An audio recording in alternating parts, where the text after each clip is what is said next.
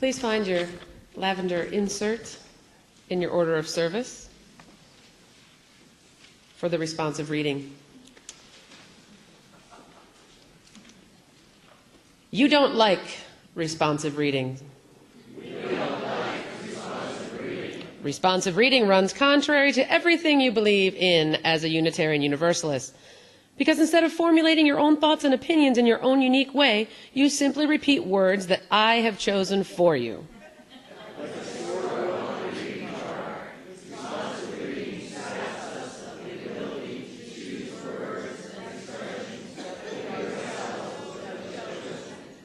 Look, I can make you moo like a cow. Or bleat like a sheep. Repeat after me. I will never, ever mindlessly repeat words that someone else has chosen for me.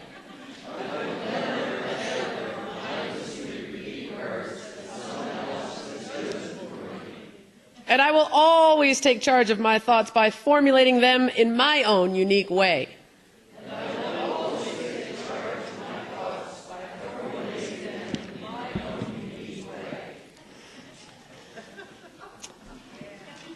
Well, you know that you're in a Unitarian church when the gays are in the pulpit and the Republicans are in the closet. Anyway, Charlie.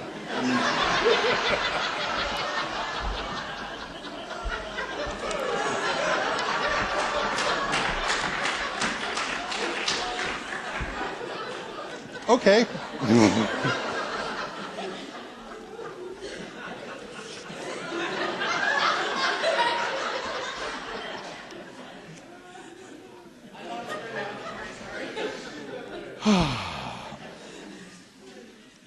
That being said, you know, some people think that Sophia Lyon-Fahs saved Unitarian Universalism. It's almost certain that she made UUism what it is today. In the mid-1930s, the Unitarian movement was shrinking fast. So the General Assembly created a committee on appraisal to go around the country and look at the Unitarian movement and make suggestions. And the committee saw that the way that we educated our children didn't match Unitarian theology. Instead of humanism and social reform, our religious education was all about Bible stories and memorization. So the Unitarians hired Sophia Lyon-Fahs from Union Theological Seminary to develop a new way to teach, to honor children's ability to figure things out for themselves, and to avoid rote learning, to use present experience rather than the biblical past to form individual views on God, the world, and life's purpose. And in the 1930s, that was pretty radical. The result was a curricula called the New Beacon Series for Religious Education, and it was used by both Unitarians, whose headquarters were at 25 Beacon Street, and Universalists, whose headquarters were at 16 Beacon Street, all in Boston, of course, and also by others who didn't have headquarters on Beacon Street. Anyway, the curricula included stories from many lands, drawn from many cultures, and many religions around the world. Any of you remember any of the long ago in many lands or any of those things? Most of you didn't grow up Unitarian, but there we go. A couple did. If you did, and it was the 50s, that's what you got. So as an example of this, our theatrical reading from Jesus the Carpenter's Son was a simple story in the Greek Bible. Jesus and the disciples left Galilee and went through Jericho to Jerusalem. That's all the Gospels say, with the exception of a miracle or two that happens to happen along the way. Fahs didn't talk about miracles. In fact, I don't think she even believed in them. Instead, she wrote about prejudice and cultural hatred between Jews and Samaritans. And I think that's something that is still very much with us today. I think it's a metaphor for racism.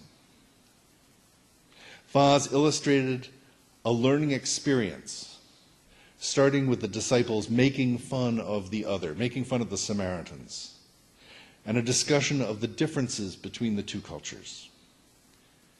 And then there was the decision to actually make contact. According to the reading, the contact didn't go well. The disciples tried to get a place at an inn in a Samaritan village, but they had the door slammed in their faces. There was no happy ending to the story. And then they had to process the emotions that went with being rejected and the calls for revenge. And it ended with forgiveness and with love. Now, a religious education teacher might ask them, when did you encounter someone who was not like you? And the classroom discussion would begin. Now, today is Palm Sunday in the Western tradition, in addition to being April Fool's Day, as you might have noticed, and because some of our visitors today may have come expecting us to hem the palm fronds and talk about Jesus and the disciples' triumphant entry into Jerusalem. Well, instead, Michelle and Tomko and I wanted to put our emphasis on present experience rather than the biblical past. Fortunately, one of the themes of Palm Sunday could be entry into a new place and new experiences that relate to our third Unitarian Universalist principle, which calls us for acceptance of one another and encouragement to spiritual growth in our congregations. Have you ever watched little kids at Halloween? When I lived up in central New Jersey, I was living on a side street that got practically no traffic, and it was very popular with kids. I think all my neighbors gave away lots of candy or something. But I could look out my window, and I'd see them come down the street and stop in front of my driveway. And they had to sort of gather up the courage to come up to my door. Because I had the porch light on, but inside I had a jack-o'-lantern that was really obvious, so it was clear that I was celebrating Halloween. But I had just candles in the entryway, so it was kind of dark. They were kind of creeped out, I think. Anyway, they'd slowly walk down the driveway, and they'd stop and look back at their parents and make sure it was okay, and then they'd walk a little farther. And then they'd get up to the porch, and they'd get their courage all up, and they'd come up the porch and start to reach for the doorbell. And at that moment, I'd open the door, and they'd just gasp. Well, the good news is that candy made it all better. And soon they'd all be laughing and tumbling down the driveway with white sheets and stuff flowing behind the ghosts and all that stuff. And they'd tell their parents of this great accomplishment that they'd done. In some ways, I had a similar situation with me. Because last year I was a hospital chaplain in Louisiana. I'd go down the hall in the cardiac care unit, knocking on doors, opening them up, sticking my head in. I never knew what I was going to find. There could be a huge family saying, "Oh, please come in, Pastor. We want you to pray with us." It could have been an atheist who was yelling at me to go away. Could have been an old woman crying. It was my job to make contact, to fulfill the unacknowledged need for connection that seriously ill patients often have. I never knew what confession was all about until I was asked to hear one. Barriers of age, gender, religious beliefs, and even sexual orientation didn't matter 99% of the time. I was there. I was a chaplain. I looked like a chaplain. I listened like a chaplain. The only time sexual orientation ever came into play was when I sensed that a patient was gay. And even though it's a community hospital, not a Catholic hospital, it was in Louisiana. And to wake up in a heterosexual hospital bed is a cause for panic. Some folks I talked with felt like the hospital itself wasn't a safe place for them to be. Not only were they scared of their illness, they were scared for those who treated them.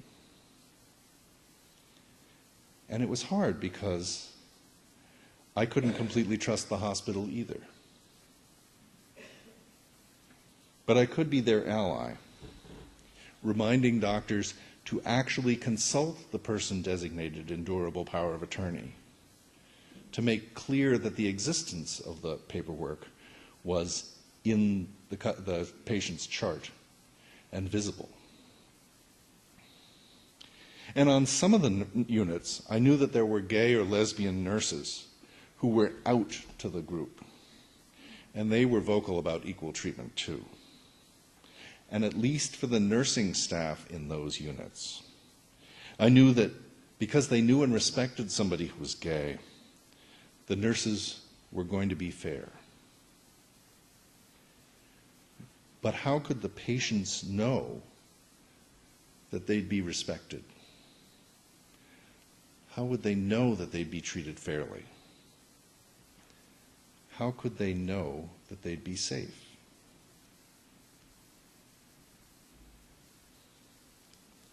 We all need allies.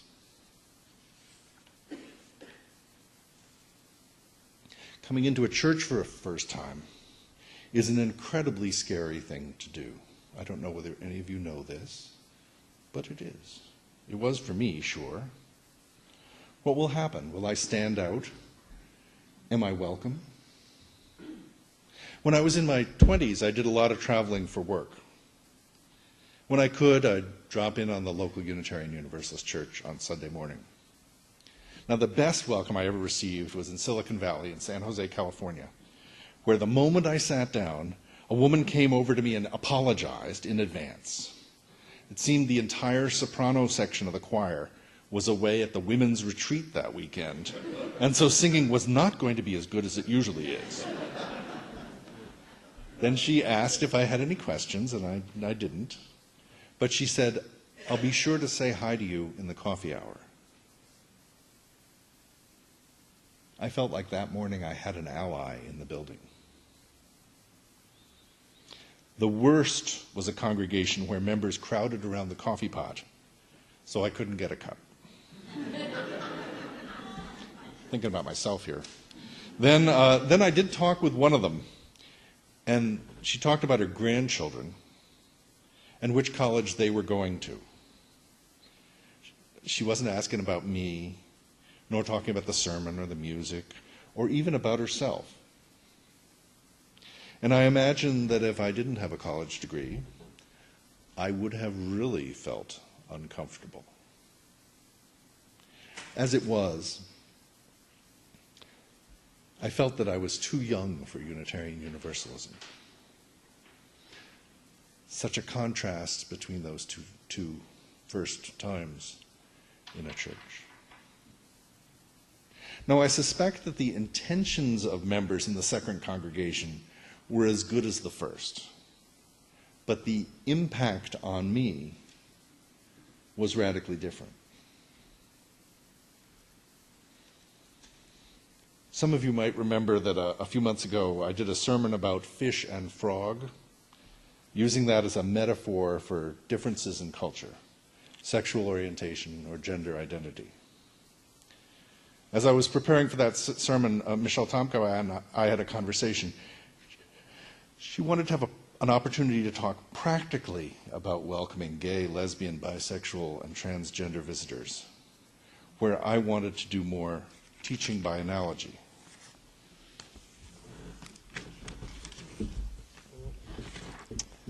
So, practically speaking,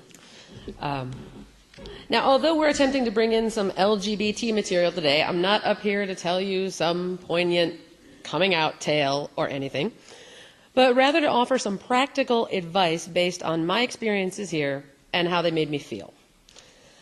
I think that sometimes in an effort to make new visitors feel comfortable and to make this a safe and welcoming place for the LGBT community, oftentimes one can act without totally thinking things through. Now, I have had the experience more than once of members identifying guests of this congregation as gay and then bringing them over to Ann and I and saying, "Guests, have you met Ann and Michelle?" And walking away. And there we are, all standing around with one thing in common. Yep, we're all gay.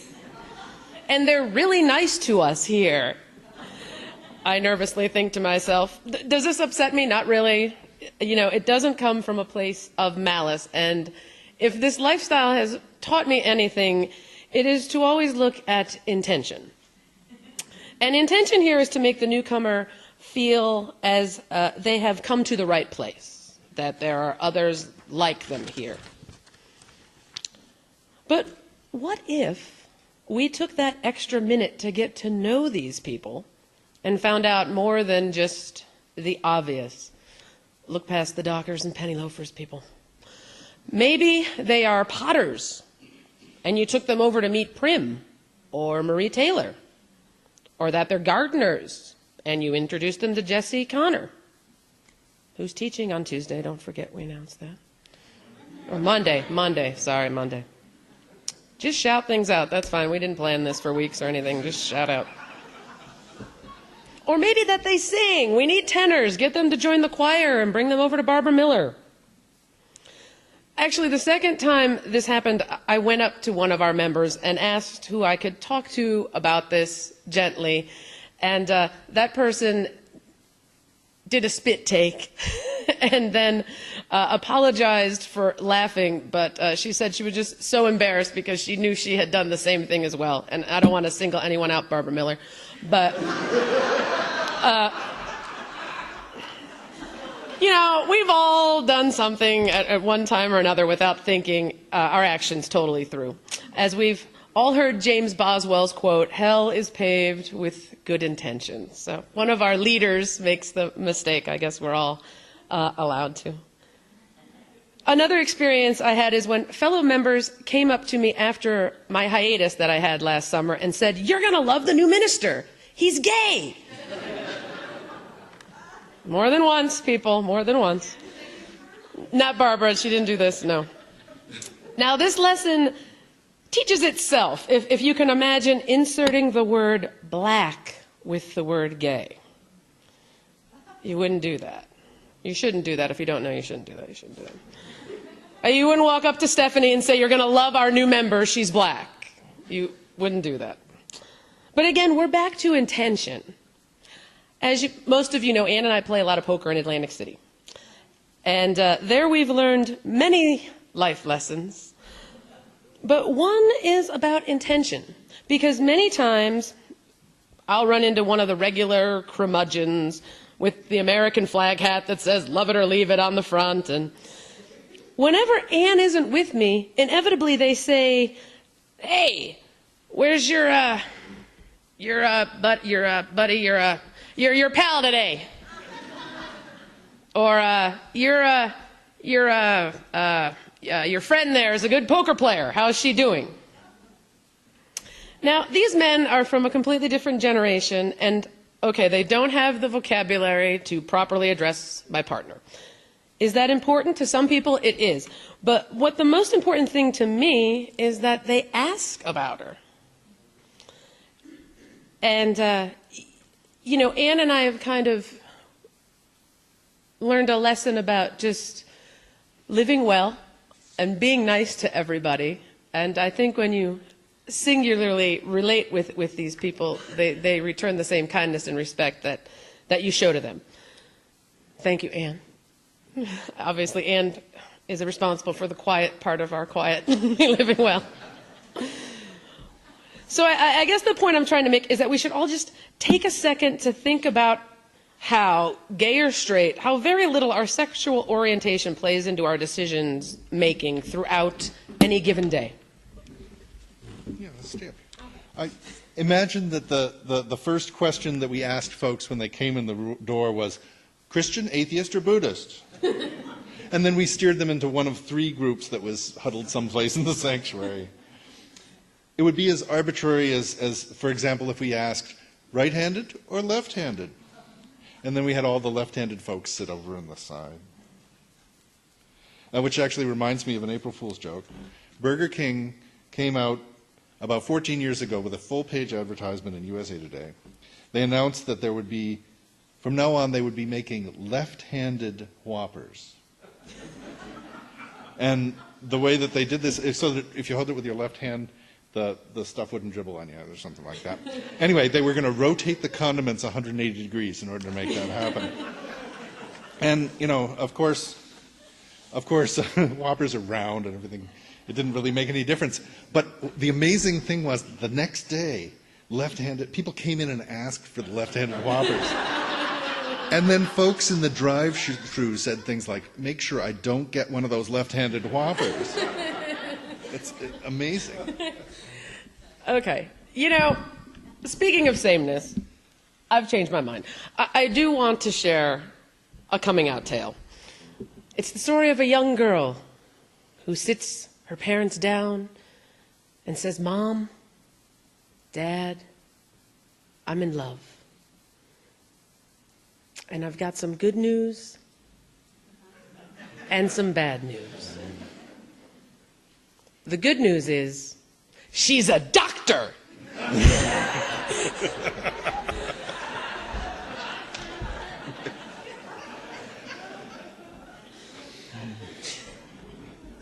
I am going to try to tie this all together.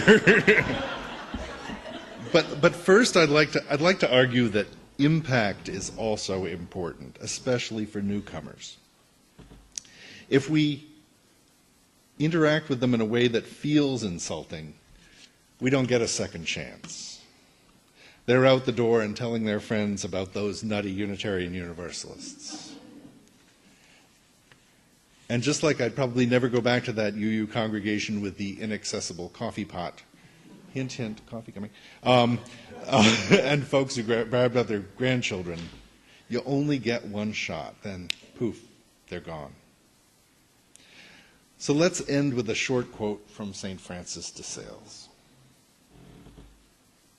What we need is a cup of understanding, a barrel of love, and an ocean of patience. We aren't sheep. We each have to think things through in our own time. We have to encounter others ourselves and risk being the fool. Amen.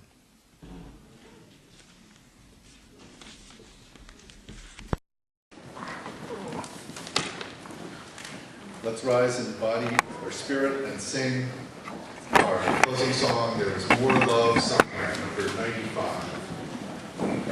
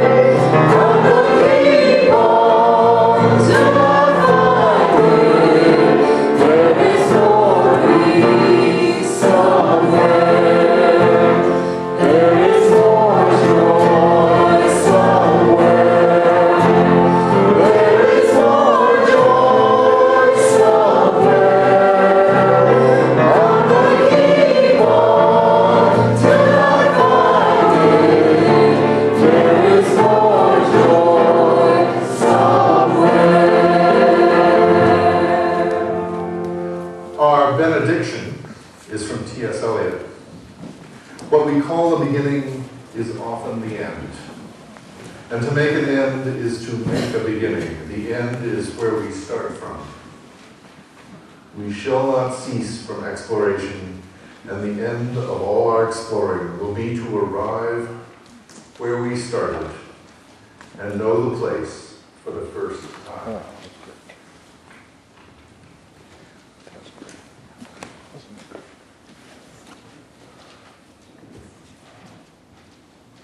Please read with me the words for extinguishing the chalice.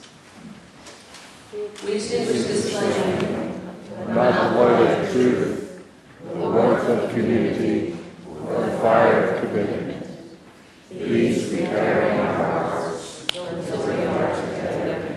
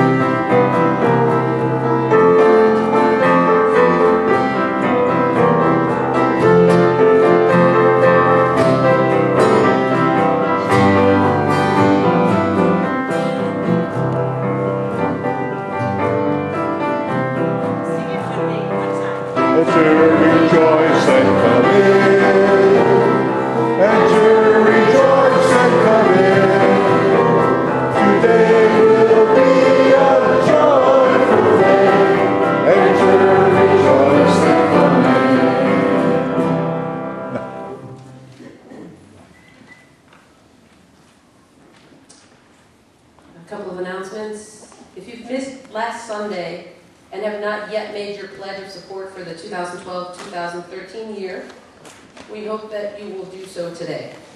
After getting your coffee, please meet in the library. You can share your story of what you value about this congregation and hear what it means to others. Then make your pledge. If you cannot stay, a member of the stewardship committee will contact you directly to give you an opportunity to make your pledge.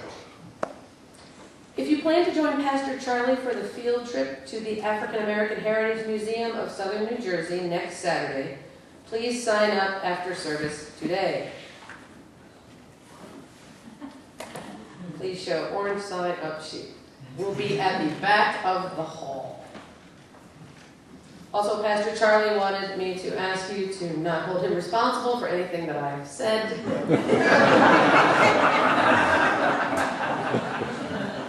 This one service, we've gone from being considered at 3/4 time to we'll call you to cover the vacation of the new minister.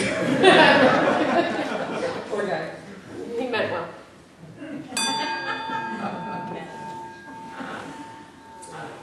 Okay, parents, please go down now to sign your children out of their RE classes.